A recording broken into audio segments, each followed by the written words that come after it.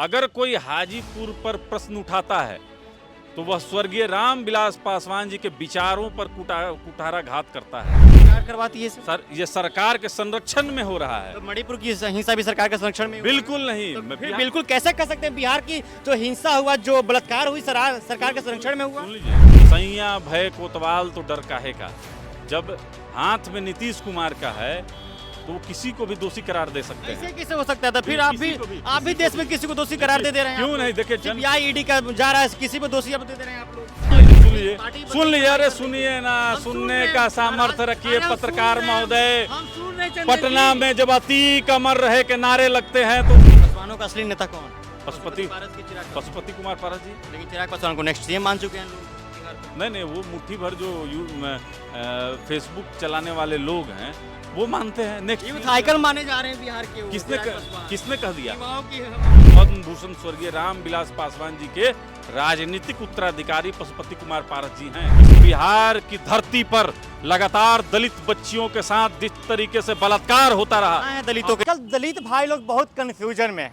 आखिर उनका राजनीति जो भाग है कौन निभा रहा है? आखिर जो उनकी राजनीतिक भागीदारी है, उनकी हिस्सेदारी है, वो कौन दिलवाएगा? एक तरफ चिराग गुट और एक तरफ पारस गुट, इस दोनों गुट में विवाद चल रही है। एक तरफ पशुपति पारस ये कहते हैं कि हम हाजीपुर से ही चुनाव लड़ेंगे, और एक तरफ चिराग पासवान कहते हैं कि हम भी हाजीपुर से ही चुनाव लड़ेंगे। हालांकि दोनों एनडीए के सहयोगी दल है। इस मुद्दे पर हमारे साथ बातचीत करने के लिए राष्ट्रीय लोक जनशक्ति पार्टी के प्रदेश प्रवक्ता चंदन सिंह हैं, जिनसे बातचीत करते हैं और जानते हैं कि आखिर राजनीतिक भागीदारी उनका कौन कर रहा है। एक तरफ चिराग पासवान और एक तरफ पशुपति पारस, इन दोनों लोग में लड़ाई चल रही है और दोनों लोग एनडीए के सहयोगी दल भी हैं। दोनों लोग एक ही सीट से दावा कर रहे हैं चुनाव लड़ने के लिए 2024 में। नहीं, देखिए, कोई लड़ाई नहीं और कोई दावा नहीं। हाजीपुर से हमारे नेता आदरणीय पशुपति कुमार पारस जी सांसद हैं और 2019 में स्वर्गीय रामविलास पासवान जी ही उनको उम्मीदवार बनाकर, अपना उत्तराधिकारी बनाकर और चुनाव जितवाकर सदन पहुंचाने का काम किया। इसमें कहाँ कोई प्रश्न है और कोई लड़ाई नहीं है और किसी की कोई दावेदारी नहीं है। तो फिर चिराग पासवान ये क्यों करें कि हम भी वहीं से चुनाव लड़ेंगे? चिराग पासवान जी जमुई से सांसद हैं तो सीट तो छोड़ रहे हैं ना चिराग पासवान। अगर भाग रहे हैं तो कोई बात नहीं है। भागेंगे क्यों? इतना मतलब पसंदीदा सांसद हैं, पासवानों के नेता हैं वो। कहाँ के? बिहार के। तो बिहार के नेता हैं तो हाजीपुर से तो ऑलरेडी एक नेता हैं। इसी परिवार के जो गार्जियन हैं, अभिभावक हैं, राष्ट्रीय लोक जनशक्ति पार्टी के राष्ट्रीय अध्यक्ष और केंद्रीय मंत्री आदरणीय पशुपति कुमार पारस जी वहाँ से सांसद हैं। कहीं कोई विवाद नहीं है, कोई प्रश्न नहीं है। गठबंधन में पहले से क्लियर है, 5 सांसद हमारे हैं, तो इसमें कहीं कोई प्रश्न नहीं है और ना कोई विवाद है। तो 2024 में आखिर लड़ेगा कौन? 2019 में भी सांसद पशुपति कुमार पारस जी थे और 2024 में भी वही लड़ेंगे भी और जीतेंगे भी और माननीय प्रधानमंत्री को मजबूत करने का पूरा काम करेंगे। इसमें कहाँ कोई प्रश्न है? कौन कह दिया कि वहाँ से हाजीपुर से कोई और प्रत्याशी होगा? तो ये पासवान ये बोल रहे हैं कि हम वहाँ से उम्मीदवार होंगे 2024 में। देखिए, वो पहले बोला करते थे, अभी भी परसों कुछ दिन पहले एयरपोर्ट पे आते टाइम बोले हैं वो पहले बोला करते होंगे। महाराज 4 दिन पहले बोले हैं चिराग पासवान। अब बोले हैं, हमने सुना तो नहीं है, लेकिन देखिए, एनडीए के प्रत्याशी के रूप में 2019 में आदरणीय पशुपति कुमार पारस जी हाजीपुर से सांसद बने और हमारे स्वर्गीय संस्थापक, देश के दूसरे अंबेडकर, पद्म भूषण स्वर्गीय रामविलास पासवान जी के राजनीतिक उत्तराधिकारी पशुपति कुमार पारस जी हैं। अगर कोई हाजीपुर पर प्रश्न उठाता है तो वह स्वर्गीय रामविलास पासवान जी के विचारों पर कुठाराघात करता है, उनकी खींची हुई लकीर को छोटा करने का प्रयास करता है। हम तो यही मानते हैं, स्वर्गीय रामविलास पासवान जी के राजनीतिक उत्तराधिकारी आदरणीय पशुपति कुमार पारस जी हैं। पिताजी का चिराग पासवान अपमान कर रहे हैं क्या? देखिए, अपने पिता का अपमान कर रहे हैं कि नहीं कर रहे हैं, लेकिन आदरणीय पशुपति कुमार पारस जी अपने भाई के सम्मान के खातिर हाजीपुर सीट से कोई कॉम्प्रोमाइज नहीं है। लेकिन लगातार पशुपति पारस ये कहते हैं कि लालू का कभी तारीफ नहीं करते हैं, तेजस्वी को कहते हैं मेरा छोटा भाई है, कभी उनका बुराई नहीं करते हैं। देखिए, चिराग जी तो अभी हाल फिलहाल में एनडीए के बैठक के बाद भी आदरणीय लालू प्रसाद यादव जी के तेजस्वी का तारीफ करते हैं। वो तो छोटा भाई मानते हैं अपना। हाँ, छोटा भाई तो ये तो ऑन कैमरा अब उनका ये स्टेटमेंट है।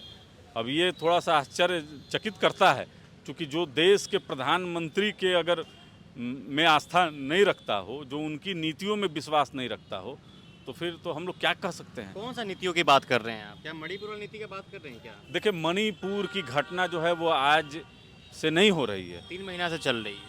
ये 3 महीना से बहुत पुराना, ये अंग्रेजों के समय से ये इतिहास है। आप हिस्ट्री निकालिएगा। अभी जो प्रेजेंट में घटना चल रही है वहाँ पे कितना पुराना घटना है? देखिए, अभी जो घटना हुई है उस पर हमारे गृह मंत्री आदरणीय अमित शाह जी ने लगातार कैंप करने का प्रयास किया, शांति का भरसक प्रयास किया, और कहीं ना कहीं सुन लीजिए, कहीं ना कहीं इनके द्वारा लिए गए निर्णय प्रयास उससे हिंसा बहुत कम हुई है। और बराबर देश के तमाम नेता, वो पक्ष के हों विपक्ष के हों, लगातार अपील करते रहे मणिपुर में कि शांति को स्थापित कीजिए। लेकिन जब दो समुदाय में झगड़ा हो जाता है तो वो कई इतिहास ऐसे हैं, कोई नहीं चाहता है। और जो लोग अगर भारतीय जनता पार्टी को दोषी ठहरा रहे हैं तो वो अपने गिरेबान में झांक कर देखें। इसी बेगूसराय में निवस्त्र करके लड़की को पीटा जा रहा है। 24 घंटे के अंदर कार्रवाई भी यही अररिया 24 घंटे के अंदर तक कार्रवाई, यही अररिया में खूंटे से बांधा गया पति को और पत्नी का बलात्कार, सामूहिक बलात्कार किया गया। इस बिहार की धरती पर लगातार दलित बच्चियों के साथ जिस तरीके से बलात्कार होता रहा। कहाँ है दलितों के नेता? एक मिनट, दलितों के नेता, दलितों के नेता, एक मिनट सर, एक मिनट मुजफ्फरपुर में घर में घुसकर हत्या कर दी जाती है, उस पर चर्चा नहीं होनी चाहिए। सुन लीजिए आप, क्या राजस्थान की घटना नहीं पर चर्चा सुन लीजिए, होनी चाहिए। जब उसी दलितों पे हत्याएं होती है, बलात्कार होती हैं, तो आपके नेता लोग कहाँ हैं? आपके चिराग पासवान कहाँ हैं? आपके पशुपति कुमार पारस कहाँ हैं? आपके क्यों नहीं जाते उन दलितों के पास? देखिए, लगातार सरकार के द्वारा प्रायोजित ये सब अपराध है। सरकार करवाती है सर? ये सरकार के संरक्षण में हो रहा है। तो मणिपुर की हिंसा भी सरकार के संरक्षण में हुआ है? बिल्कुल नहीं। तो फिर बिल्कुल कैसे कह सकते हैं बिहार की जो हिंसा हुआ, जो बलात्कार हुई, सरकार के संरक्षण में हुआ? सुन लीजिए, मैं सुन रहा हूं। बिहार में लगातार अपराध जिस तरीके से बढ़े हैं और सरकार का उस पर कोई कंट्रोल नहीं है। बिहार के गृह मंत्री नीतीश कुमार जी हैं, सवाल इनसे पूछे जाएंगे कि लगातार 17 साल से आप मुख्यमंत्री हैं, गृह मंत्री हैं, उसके बावजूद प्रतिदिन, अगर आज का ही अखबार अगर आप उठा लीजिए तो घर में घुसकर गोली मारने की प्रवृत्ति आज के समय में आम है, आम है। और इस तरीके की घटना जो बेगूसराय की और अररिया की घटना है, वह समाज को शर्मसार करती है। वह घटना बिहार की हो, वह राजस्थान की हो, वो मणिपुर की घटना हो, कहीं की भी घटना हो, प्रधानमंत्री से पूछा? इसको कहीं से भी हम लोग आंख नहीं फेर सकते हैं। आपने प्रधानमंत्री से पूछा क्या? देखिए, केंद्र सरकार लगातार मणिपुर में शांति बहाली का कार्यक्रम चला रही है।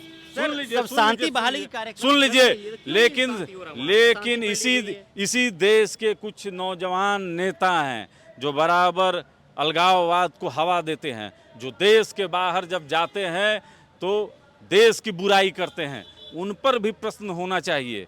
लगातार कांग्रेस देश में दंगा भड़काने का प्रयास करते रहती है, वोट पोलराइज करने का काम करते रहती है। बिहार में 2 घटना घटी, बिहार शरीफ में और भी कई जगहों पे, तो उसमें बीजेपी के ही नेता पकड़ाए हैं उसमें, तो क्या कांग्रेस करवाई थी क्या वो सब? देखिए, बिहार में जब रामनवमी के समय दंगा जब हुआ था और उस दंगे में कहीं ना कहीं महागठबंधन की सरकार उसमें भारतीय जनता पार्टी को निशाना बनाने का काम की थी। अरे सर, जो जांच पड़ताल नहीं, षड्यंत्र कहाँ महाराज, षड्यंत्र साबित कर देते हैं फट से आप लोग। सबसे बड़ी बात तो यही आप लोग। जांच सैया भय कोतवाल तो डर काहे का। जब हाथ में नीतीश कुमार का है तो वो किसी को भी दोषी करार दे सकते हैं। ऐसे कैसे हो सकता है? तो फिर आप भी देश में किसी को दोषी करार दे रहे हैं? क्यों नहीं? देखिए, ईडी का जा रहा है, किसी पे दोषी आप दे रहे हैं आप लोग। देखिए, कर रही है ना काम, ये कहाँ कर रही है? तो फिर ऐसे कैसे कह सकते हैं कि नीतीश कुमार किसी को भी दोषी करार दे सकते हैं? देखिए, नीतीश कुमार जी बदले की कार्रवाई करते हैं। कहाँ बदले की कार्रवाई? सुन लीजिए, अरे सुनिए ना, सुनने का सामर्थ्य रखिए पत्रकार महोदय। पटना में जब अति कमर रहे के नारे लगते हैं तो उस समय आपके कैमरे नहीं चलते हैं, सरकार उस समय गिरफ्तार नहीं करती है। सरकार अति कामत की हत्या पुलिस की सभाओं में बराबर पत्थर चल जाते हैं, उन पर मुक्के चल जाते हैं। नीतीश कुमार जी भूल जाते हैं, नीतीश नीतीश कुमार भूल जाते हैं। नीतीश कुमार के राइट हैंड, उनके साथ रहने वाले के रिश्तेदार के यहाँ 100 करोड़ का इनकम टैक्स और ईडी का छापा पड़ता है, 100 करोड़ का बेनामी संपत्ति का पता चलता है तो सरकार मौन रह जाती है। तो ये देखिए दोहरा मापदंड है। जब सत्ता से नीतीश कुमार हटेंगे तो उसके बाद तुष्टीकरण की जो राजनीति है वो पता चल जाएगी। बिहार में आपसे क्या वास्तव में नीतीश कुमार बिहार में बदले की भावना से राजनीति कर रहे हैं? बिल्कुल हाँ। तो देश में प्रधानमंत्री भी कर रहे हैं? नहीं, प्रधानमंत्री नहीं करते हैं ये सब। प्रधानमंत्री ये सब नहीं करते हैं। बदले की भावना से ईडी सीबीआई का अटैक नहीं, देखिए आप देखिए कोई भी नेता के पास हमको बताइए कि जहाँ छापा पड़ा हो कुछ मिला नहीं हो। तो सर ये बताइए, अगर अभी आज के डेट में बीजेपी के नेताओं पे अगर छापा रेड पड़ जाए तो क्या उनके घर में पड़ जाए? मान लीजिए कि बीजेपी के नेता अगर गलत किए रहेंगे तो छापा पड़ेगा। तो गलत नहीं करते ना, बीजेपी तो वॉशिंग मशीन हो गई लोगों का। ऐसा नहीं, वॉशिंग मशीन का बात नहीं है। अगर एजेंसियों को पता चलता है कि आपने गलत तरीके से पैसे कमाए हैं तो आप पे छापा पड़ता है। पासवानों का असली नेता कौन? पशुपति पारस की चिराग पासवान। पशुपति कुमार पारस जी। लेकिन चिराग पासवान को नेक्स्ट सीएम मान चुके हैं लोग बिहार का। नहीं, वो मुट्ठी भर जो फेसबुक चलाने वाले लोग हैं वो मानते हैं नेक्स्ट यूथ आइकन माने जा रहे हैं बिहार के। किसने कह दिया? युवाओं की मतलब भूख मत लगी हुई है कि Chirag Paswan next CM of Bihar, Chirag Paswan next CM of Bihar. किसने कह दिया? आप बिहार के 2 साल में 10 उपचुनाव हुए। चिराग पासवान का फैन फॉलोइंग है। कौन बता रहा है आपको? निकल कर देखिए सड़कों पे आप। हम तो उस पार्टी में रहे हैं। पासवान जहाँ जाता है वहाँ रैली में देखना बनता है भीड़ वहाँ पे। वहीं पशुपति पारा जाए तो भीड़ नहीं दिखती है कहीं। सुन लीजिए, बिहार में 2 साल में 10 उपचुनाव हुए और चिराग पासवान का हर जगह जमानत जब्त हुआ। 2020 में 136 सीट पर लड़े थे। 2 सीटों को तो जितवाए ना वो। कहाँ? अभी गोपालगंज में भी जाके जितवाए ना वहाँ। अब गोपालगंज में बीजेपी ये मान ले कि वो नहीं जीती है, तुम हम कह सकते हैं इस पे। अरे कुर्नी में रवि किशन आए। अच्छा, पहले आप चिराग पासवान में थे, अब जी एलजेपीआर में चले गए। हाँ। क्यों? देखिए नीतियाँ बेहतर नहीं दिखी हमको चिराग पासवान में। और दलितों के नेता पशुपति कुमार पारस जी थे तो उनके साथ अब हम लोग चूंकि बचपन से काम किए हैं। ठीक, चलिए शुक्रिया हमसे बातचीत करने के लिए। बहुत बहुत धन्यवाद। दलितों के नेता